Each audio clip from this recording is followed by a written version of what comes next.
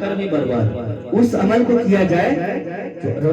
رب العزت دربار الہی میں قبول اور مقبول کیا جائے، جس سے ہمارا نبی ہم سے راضی ہو جائے، جس سے ہم اللہ کے رسول کو راضی کر سکے اور دربار الہی میں ہماری دعا قبول اور مقبول ہو سکے۔ تو اس کے لیے آپ ایسا جو دنیا کا عمل ہے، آپ کی عادت بگڑ گئی ہے کہ اس چیز کو ہم نے نہیں کھایا تو جن نہیں لگ رہا ہے، میں پریشان ہوں، ہم نے یہ نہیں کھایا، اتنے ٹائم کھانے والا انسان کیسے چھوڑ دوں، ایسا کچھ نہیں ہے۔ وظیفہ کرنا ہے، وظیفہ کرنا ہے تو نبی کا کرو، وظیفہ کرنا ہے درود کا کرو، آپ کو عمل کرنا ہے تو سورہ فاتحہ کا کرو، آپ کو عمل کرنا ہے سورہ اخلاص کا کرو۔ ایسی آیتوں کا عمل کریں آپ، یہ عمل برباد اپنے آپ ہو جائے، کیونکہ جو آپ پہ جو عمل غالب ہو چکا ہے اس کو مٹانے کا طریقہ وہی ہے۔ اپنے اندر کا جو نفس جو بگڑ چکا ہے اس عمل کو آپ کریں، ایسی وظیفہ کو کریں جو اٹھتے بیٹھتے چلتے پھرتے نبی کی نعت اور نبی کی درود کو پڑھا کریں، اس درود کو پڑھیں جو آپ عمل ہر وقت کرتے ہو، بغیر خیری بغیر عمل کے بغیر آپ سے رہا نہیں جاتا ہے۔ آپ عادت بنا لو کہ جب آپ کو اس عمل کی یاد آ جائے تو نبی کی یاد کریں، جب عمل کو یاد کریں گے اس وقت نبی کو یاد کرو، جب عمل کی بات آئے گی اس وقت خدا کے خوف کو یاد کرو۔ کیا آپ نے نہیں جانا جب تک کہ زبان ناپاک ہے، اب گندی چیز کھائیں گے تو زبان تو ناپاک ہو ہی جائے گی ہماری۔ جب زبان صاف نہیں ہوگا، خدا نہ کرے اس وقت آپ کی زندگی ختم ہو رہی ہے اور ملک الموت نازل ہو رہا ہو، کس کو کیا پتا موت کب آنی ہے، کس کو پتا ہے؟ اگر یہ جان جاتا ہر انسان کی موت کب آنی ہے، ملک الموت کب آئے گا، کسی کو نہیں پتا۔ یہی وجہ ہے کہ ہم اپنے عمل نامہ اعمال کو بہتر کرو، اس عمل کو یاد نہ کرو تو بغیر کھائے ہوئے نہیں رہ سکتے، اس عمل کو کرو جو بغیر پڑھے ہوئے نہیں چل سکتے۔ پڑھنا ہے تو درود کا وظیفہ کرو، پڑھنا ہے تو قرآن کا وظیفہ کرو، پڑھنا ہے جو علماء فرماتے اس پر عمل کرو، پڑھنا ہے وظیفہ کرنا ہے اچھی چیزوں کے لیے کرو۔ درود نہیں آتا ہے، قلم کچھ بھی نہیں آتا ہو، آپ نے مدرسہ کبھی گیا نہیں، کبھی دیکھا نہیں، اسکول نہیں گیا، کیا مسلمان نہیں ہے؟ کیا آپ نے کلمہ طیبہ کا نام نہیں سنا؟ کیا آپ نے کلمہ طیبہ کو نہیں دیکھا کتابوں میں کہ لا الہ الا اللہ محمد رسول اللہ؟ اب اس کلمے کی طاقت تو دیکھیے، یہ وہ کلمہ ہے آپ کی زندگی میں نذرانہ ہی نذرانہ بھر دے گا۔ اس کلمے کی طاقت، کلمہ توحید ہے، اور جس نے توحید کو نہیں سمجھا وہ مسلمان کیسا؟ یہ وہ کلمہ ہے جس طرح گھر میں گرد اور غبار لگ جاتے ہیں، کھڑکیوں میں دروازوں میں، آپ دروازے صاف کرتے ہیں، کپڑوں سے صاف کرتے ہیں، صابن وغیرہ لگاتے ہیں، نہیں مانا تو اے سی وغیرہ لگا دیتے ہیں، نہیں مانا تو پھر مستریوں کو لگواتے ہیں، رگڑوا دیتے ہیں، دوبارہ پینٹ کروا دیتے ہیں۔ آپ نے مکان کو چمکا لیا لیکن دل کو نہیں چمکایا،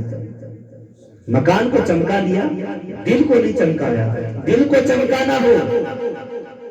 اس مکان کے لیے، اس لامکان کو جاننا ہو، اس دل کے مکان کو صاف کرنا، اور اس مکان کو صاف کرنے کے لیے، گھر کے مکان کو صاف کرنے کے لیے ہمیں پینٹ کی ضرورت ہوتی ہے، وغیرہ وغیرہ کی ضرورت ہوتی ہے، مزدور کی ضرورت ہوتی ہے، کاریگر کی ضرورت ہوتی ہے، لیکن جو دل میں جو مکان ہے، مکان دل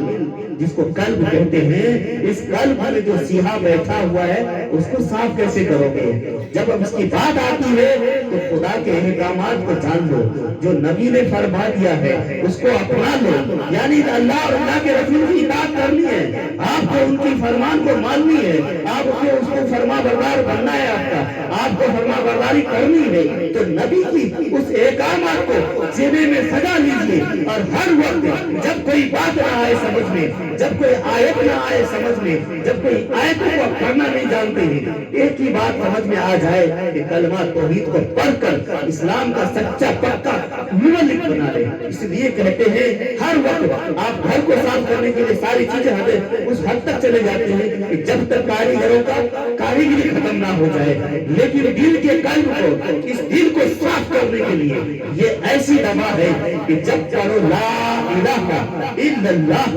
محمد رسول اللہ، جب تک پڑھیں گے تب آپ کے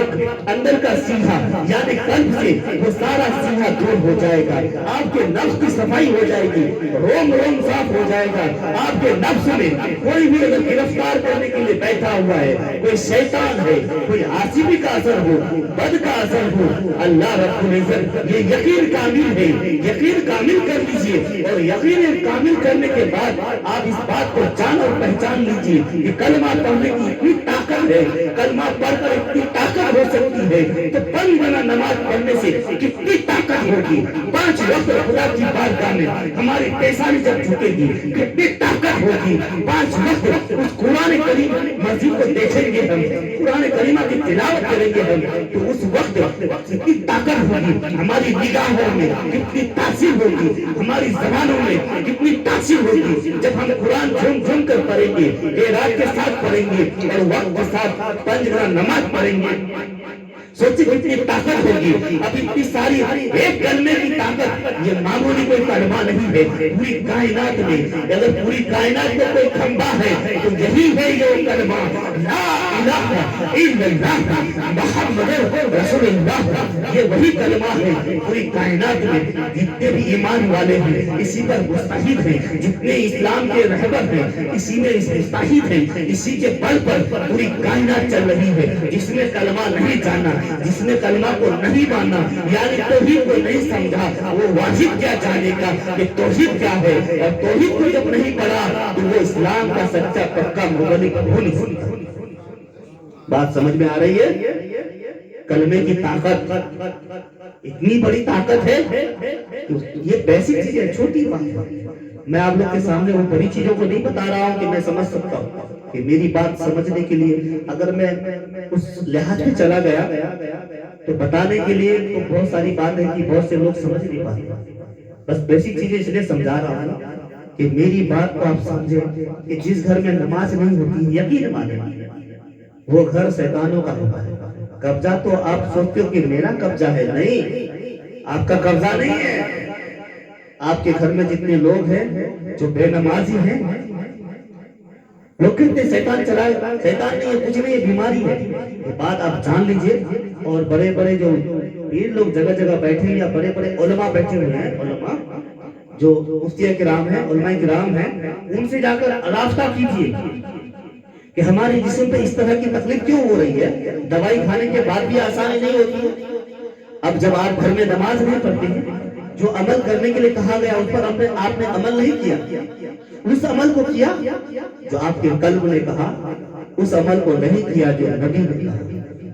آپ نے اس عمل کو نہیں کیا جو قرآن نے آپ کو راستہ دکھایا، قرآن کی روشنی کی جو راستہ میں مل رہی ہے اس کو نہیں کیا، تو شیطان آپ کی جسم پر مسلط ہو جاتا ہے، شیطان آپ کے جسم کو یعنی آپ کے قلب کو یعنی نفس کو گرفتار کر لیتا ہے، جب چاہے آپ کو بدل ڈالتا ہے، جب چاہے آپ کے ارادے میں خلل آ جاتا ہے، جب آپ نیک کی طرف جاتے ہو تو بد کی طرف آدھا کرتا ہے، جب آپ اچھے خیالات دل میں رکھتے ہو تو بد کی طرف آدھا کرتا ہے، یعنی اس طرف جانا ہو تو نیکی ہے، اس طرف جانا ہو تو بدی ہے، آپ اسی کام میں گرفتار ہو جاتے ہیں، اسی کام میں آپ کو غالب کرا دیا جاتا ہے جو کام نہیں کرنا چاہیے، یعنی جس کو اللہ کے رسول سے روگردانی نہ کرو، یعنی اس کام کو ہم کر رہے ہیں جو نبی نے منع فرما دیا ہے، یعنی اس کا الٹا کر رہے ہیں، اسی لیے تو اللہ تعالیٰ فرما دیا ہے کہ جو نبی کی پیروی کرے گا وہی میرا دوست ہوگا، جو نبی کی پیروی کرے گا، جو ان کی اطاعت کرے گا وہی میرا دوست ہوگا، دوست کا معنی ولی ہوتا ہے۔ بات سمجھ میں آ رہی ہے؟ کام کی بات بتا رہا ہوں، یہ 2-4 نوجوان ہو تو کیا ہوا، انشاءاللہ تعالیٰ اس پر عمل کرو گے تو بہت طاقت ملے گی۔ آج کہہ رہے ہو یہ میرے ساتھ کیا ہو رہا ہے، ایک بار کوشش کر کے دیکھو اس عمل کو کہ نبی کا وظیفہ کرو، تو مجھے لگ رہا ہے کہ نبی کے وظیفے میں ایک کلام میں نے ہے نا پڑھا تھا، اس کلام کو پڑھ کے بات ختم کر دیتے ہیں نا، تو بات سمجھ میں آ رہی ہے ہماری ماں بہنوں کو؟ یہ بات جان لیجئے، جس گھر میں نماز نہیں ہوتا وہ گھر آپ کا تو ہے ضرور لیکن قبضہ تو شیطانوں کا ہوتا ہے، جس گھر میں غیبت ہوگی قبضہ تو شیطانوں کا ہوگا، کیونکہ آپ جب تک قلب کو صاف نہیں کریں گے نفس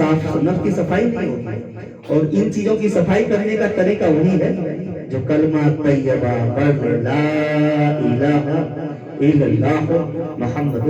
رسول اللہ. درود پڑھ لیں. اللہم صلی علی سیدنا مولانا